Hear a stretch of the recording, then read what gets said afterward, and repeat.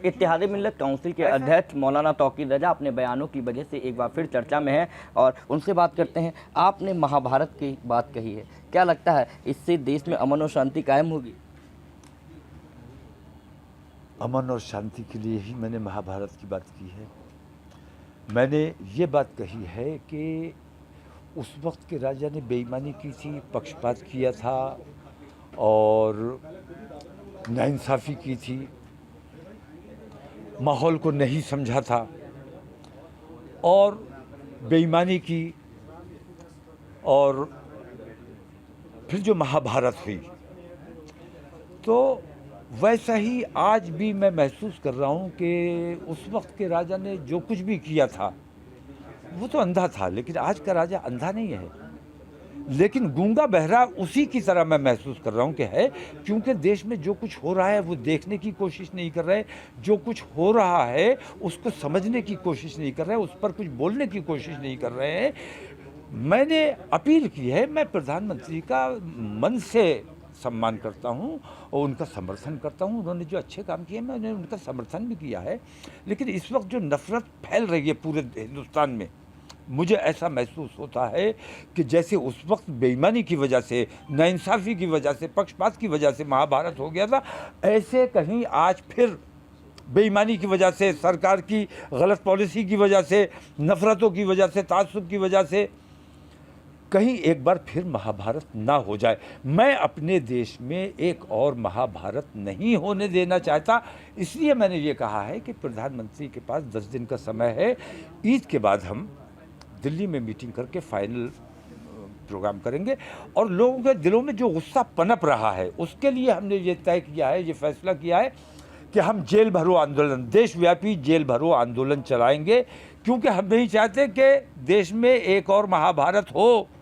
तो उन लोगों के दिलों में जो गुस्सा पनप रहा है उसको निकालने के लिए स्वेच्छा से और शांतिपूर्वक तरीके से हम उन लोगों को सड़कों पर लाएंगे और कितने लोग आने की गिरफ्तारी के लिए जेल भरो पेश किया आंदोलन की जाएगा। बात कर रहे हैं आप, कितने लोग आ सकते हैं देश भर से, क्या लगता है आपको? मैं बताता हूँ, मैं बरेली की बात नहीं कर रहा हूँ, मैं उत्तर प्रदेश की बात नहीं कर रहा हूँ, मैं पूरे देश की बात कर रहा हूँ। देशव्यापी ये आंदोलन होगा, हर सूबे से, हर प्रदेश से, हर शहर से, हर ज़िले से इंशाल्लाह हम राब्ते सबसे कर रहे हैं और दिल्ली में हमारी फाइनल मीटिंग होगी, उसमें हम अपने बाकी तमाम चीज़ों की घोषणा करेंगे और इत्तिफाक राय से फैसला हमने तमाम, उसमें हिंदू हमारे बुद्धिजीवी हजरात भी हैं, कुछ उलमा भी हैं, कुछ मुस्लिम दानिश्वर हजरात भी हैं, तो मैं फैसला अपना थोपूंगा नहीं। मैंने एक प्रस्ताव रखा है, उस पर चर्चा होगी, उस पर फैसला ईद के बाद किया जाएगा और इत्तिफाक राय से फैसला होगा तो फिर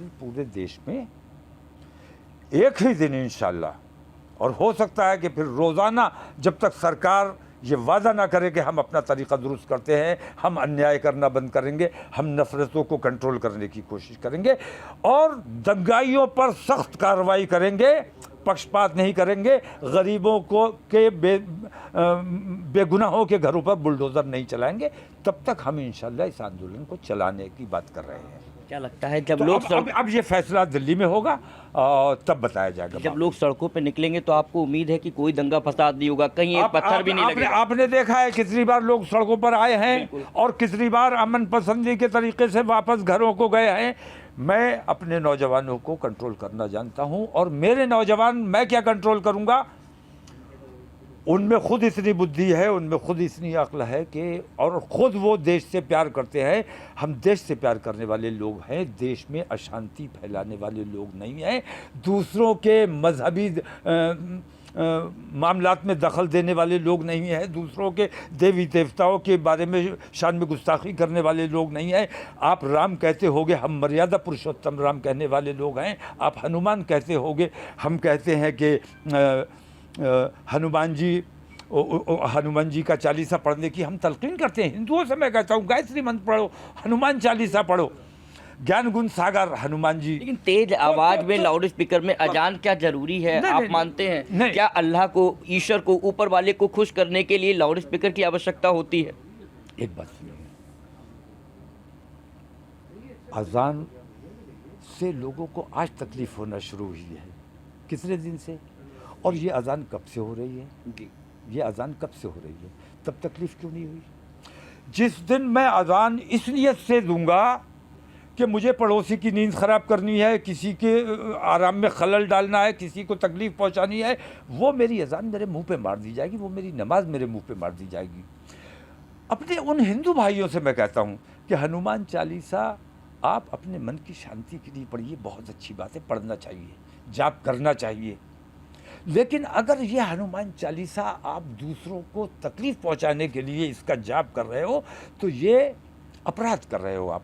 इससे हनुमान जी खुश नहीं होंगे, इससे हनुमान जी नाराज़ हो जाएंगे आपसे। अगर आपको नहीं लगता अगर जहांगीरपुरी में जो सच में हिंसा हुई और आपका बयान क्या आग में घी डालने का काम नहीं करता? आप कहते हैं सड़कों पे निकलो, महाभारत होगी, तो लोगों में क्या किस तरीके की भावना फैलेगी? जब मैंने सारी बात क्लियर कर दी, फिर आपने वही मुर्गे की एक टांग पकड़ी हुई है कि आप ये कहते हो, आप वो कहते हो। मैं कह रहा हूं कि भाई मैं सड़कों पर निकलूंगा इसलिए कि गिरफ्तारी दूंगा, दंगा फसाद करने के लिए नहीं निकलूंगा। महाभारत नहीं होने देना चाहता मैं, इसलिए अपने लोगों को गिरफ्तार कराऊंगा। जहांगीरपुरी में जो कुछ हुआ वो आप सही मानते हैं? शोभा यात्रा पे पथराव होता है, गोली चलती है। जहांगीरपुरी में वो शोभा यात्रा 3 बार निकली, कहीं कुछ नहीं हुआ। जी आप मुझसे मैं सवाल करता हूं, क्या आप ये ठीक मानते हैं कि नमाज के वक्त, अजान के वक्त, जिस वक्त भूखे प्यासे लोग बैठे हुए हैं, उनके मस्जिद के सामने गाली गलौज करना, तलवारें लहराना, तमंचे और डंडे लहराना और कटुए मारे जाएंगे, राम राम चिल्लाएंगे, कटुए काटे जाएंगे, राम राम चिल्लाए जाएंगे, ये काम करना अच्छा था या बुरा था? आपसे मैं पूछता हूं, आप मुझसे पूछते हो। अगर वो दंगाई होते तो मस्जिद में नहीं होते, और उनके पास तमंचे होते, उनके पास लाठियां होती। मजबूरन अपने आप को बचाने के लिए उन्होंने अगर कंकर फेंक दिया है, पत्थर फेंक दिया है, तो आप लोग इतनी तकलीफ में इतने बिलबिला रहे हैं, लेकिन उनकी तलवारों को आप कानून व्यवस्था नाम की कोई चीज नहीं है। अगर कुछ गलत लग रहा था पुलिस में बात करते, कोर्ट जाते, ये क्या जरूरत थी कि आप गोलियां चलाएंगे, पत्थर बरसाएंगे? तो कोर्ट जाने का काम किस, मतलब ये अव्यवस्था, ये तमाम खराबी, ये तमाम नुकसान जो हुआ वो पुलिस की फेलियर की वजह से हुआ। पुलिस वहाँ मौजूद क्यों नहीं थी? इतना बड़ा उत्पात मचाया जा, पुलिस की मौजूदगी में, पुलिस के संरक्षण में लोग तलवारें लहरा रहे थे, तमंचे लहरा रहे थे। ये पुलिस का फेलियर नहीं है, बल्कि पुलिस उसमें शामिल थी। हम किसके सामने जाए, किसके सामने गुहार करें? इसीलिए हमने ये फैसला किया है कि हम ना सरकार से कोई मांग करेंगे, हम ना कहीं जाके किसी से कोई मांग करेंगे। हम जिसका साथ देते हैं वो हमारे साथ नहीं देता।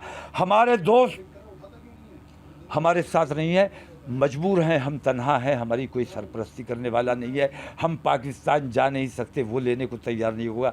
हम बांग्लादेश नहीं जा सकते, हमें चाइना वाले नहीं लेंगे।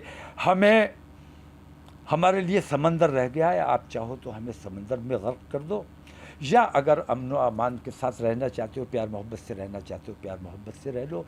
देश की तरक्की और खुशहाली का काम कर लो। आपको देश की सरकार, देश के न्यायालय पे, देश के कानून पे, किसी पे भी भरोसा नहीं रह गया है क्या? आपको ये बेईमानी देखने के बाद आपको नज़र नहीं आ रहा है कि आप भी धृतराष्ट्र की भूमिका में आ गए? आपको वो बेईमानियाँ नज़र नहीं आ रही हैं जो हो रही हैं? उन तलवारबाजों के खिलाफ, उन तमंचेबाजों के खिलाफ जो कार्रवाई होनी चाहिए थी, वो भूखे प्यासे उन मस्जिद में बैठे लोगों के खिलाफ की जाती है। उनके घरों पर बुलडोज़र चलाया जाता है। बाकी घरों पर बुलडोज़र चलाने के लिए आपके हाथ टूट जाते हैं। हिंदुओं पे भी चला है बुलडोज़र। मैं बात इस वक्त वहाँ की कर रहा हूँ जहाँ मैं आपसे कह रहा हूँ कि आपने उन तलवारबाजों, तमंचेबाजों के खिलाफ क्या कार्रवाई की, क्यों नहीं की? इसलिए इन चीज़ों को आप लोगों को मैं तो सिर्फ, मुझे किसी से कोई शिकायत नहीं है, उन बच्चों से भी कोई शिकायत नहीं है जो तलवारें, ना समझ है, वो हमारे भाई हैं, हमारे बच्चे हैं, ना समझ हैं, वो बहकावे में आए हैं। प्रधानमंत्री जी की जिम्मेदारी है, ये देश के राजा हैं, इन्हें पक्षपात, नाइंसाफ़ी और बेईमानी से परहेज़ करना चाहिए। सबके साथ और सबके विकास की बात करते हैं, सबके साथ की बात करते हैं, तो इस नारे पर इन्हें अमल करना चाहिए। और जिस तरह सब कुछ देखने के बावजूद, सब कुछ सुनने के बावजूद जिस तरह धृतराष्ट्र नहीं देख रहा था, तो धृतराष्ट्र की भूमिका से प्रधानमंत्री जी हाथ जोड़कर अनुरोध करता हूं आपसे कि उस भूमिका से आज आपको बाहर आकर देश के लिए कोई बेहतरी का काम करना पड़ेगा, कोई बड़ा फैसला, कोई सख्त फैसला लेना पड़ेगा। इससे ऊपर उठकर आपको फैसला करना पड़ेगा कि हिंदू नाराज हो जाएगा या मुसलमान नाराज हो जिन जाएगा। लोगों की गिरफ्तारी हुई है, जिनके यहाँ बुलडोजर चला है, उनके घर जाएंगे क्या आप जहांगीरपुरी में? मैं कहीं किसी के घर नहीं जा रहा हूँ, मैं कहीं नहीं जा रहा हूँ। मैं अपने ईद के बाद के प्रोग्राम के लिए कोशिश कर रहा हूँ और ईद के बाद इंशाल्लाह देशव्यापी एक आंदोलन छेड़ा जाएगा। हुकूमत से मेरी मांग है कि अगर वो चाहते हैं कि हम लोग सड़कों पर ना आए, एहतजाज ना करें, धरना प्रदर्शन ना करें, गिरफ्तारी ना दें, जेल भरो आंदोलन ना चलाएं, तो वो जो तरीक़ा चल रहा है, जो नफ़रतें फैल रही हैं, इन नफ़रतों को किसी सूरत से कंट्रोल करने का काम करें। तो ये थे मौलाना तौकीर रज़ा जी, जिनका कहना है कि ईद बाद एक दिल्ली में मीटिंग होगी और उसमें ये डिसीजन लिया जाएगा कि जेल भरो आंदोलन होगा या नहीं, क्योंकि अगर सरकार तब तक उनकी बात को मान लेती है तो जेल भरो आंदोलन को स्थगित भी किया जा सकता है। कैमरामैन नबल सिन्हा के साथ अनूप कुमार मिश्रा, ABP नेटवर्क, बरेली।